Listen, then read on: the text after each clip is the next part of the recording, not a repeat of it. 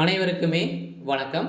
சற்று முன் கிடைத்திருக்கக்கூடிய ஒரு மிக மிக முக்கியமான செய்தி ஒன்று வெளியாகி உள்ளது. சற்று முன் ஆளுநர் அதிரடி உத்தரவு, ஸ்டாலின் அமைச்சரவை கூட்டம் கலைப்பு, இது மாதிரி பார்த்தீங்கன்னா செய்திகள் வெளியாயிருக்கு.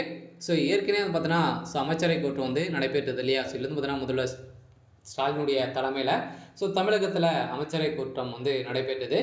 இதில் ஆளுநர் ஆர்.என். ரவி அவர்கள் போட்ட உத்தரவால் இந்த அமைச்சரவை கூட்டம் பார்த்தீங்கன்னா அதிரடியாக கலைக்கப்பட்ட சம்பவம் தான் அங்கு பெரும் பரபரப்பை ஏற்படுத்தியிருந்தது.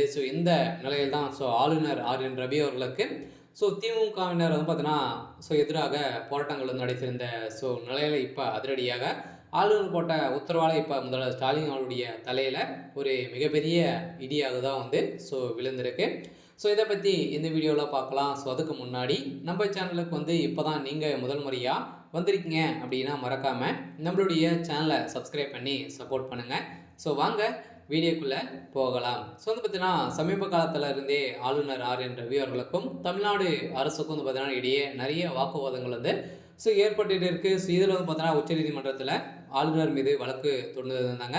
இந்த வழக்கின் தொடரப்பட்ட வழக்கில் பார்த்தீங்கன்னா அதிரடியாக திமுகவுடைய அமைச்சரவை கூட்டம் எதனால் கலைக்கப்பட்டாங்க அப்படின்னு பார்த்தீங்கன்னா இதில் பார்த்தீங்கன்னா நிறைய பிரச்சனைகள் பார்த்தீங்கன்னா அவங்க இருக்குது. இதன் அடிப்படையில் முதல்வர் ஸ்டாலினுடைய தலைமையில் அதிரடியாக நேரில் ஆஜராக வேண்டும் அப்படின்ற மாதிரி போட்ட உத்தரவால் தான் இப்போ ஆளுநர் ஆர்.என். ரவி அவர்கள் செய்த சம்பவத்தினால இப்போ திமுகவுடைய கூட்டணி சல்லியாக உடையதுக்கான அதிகப்படியான வாய்ப்புகளும் இருக்குது.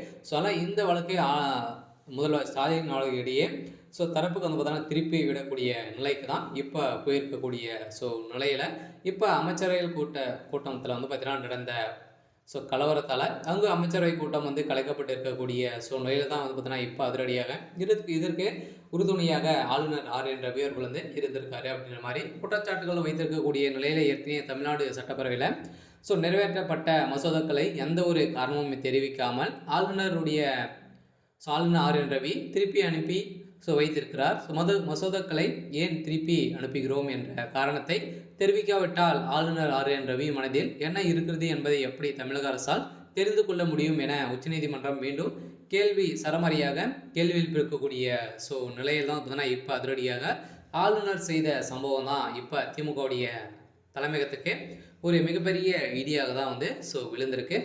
தமிழக அரசு ஆளுநர் ரவிக்கு எதிரான வழக்கு தொடரப்பட்ட வழக்கில் அரசின் வழக்கு விசாரணை இன்று உச்சநீதிமன்ற நீதிபதிகள் தெரிவித்துவது, தமிழக அரசு மசோதா ஒன்றை ஆளுநருக்கு அனுப்பி வைக்கிறது, ஆனால் ஆளுநர் மசோதாவுக்கு ஒப்புதல் தராமல் அனுப்பி வைப்பது ஏன் அப்படின்ற மாதிரி தான் சரமாரியாக கேள்வி இருக்கக்கூடிய நிலையில் இப்போ அதிரடியாக ஆளுநர் அவர்களுக்கு தொடரப்பட்ட வழக்கில் இப்போ சால்வ் ஆகிக்கக்கூடிய நிலையில் இப்போ ஸ்டாலின் அவர்களுக்கு தான் ஒரு மிகப்பெரிய சிக்கல் வந்திருக்கு. இந்த சிக்கலின் அடிப்படையில் அமைச்சரவை கூட்டம் நடைபெறாமல் கலைக்கப்பட்டிருக்கு.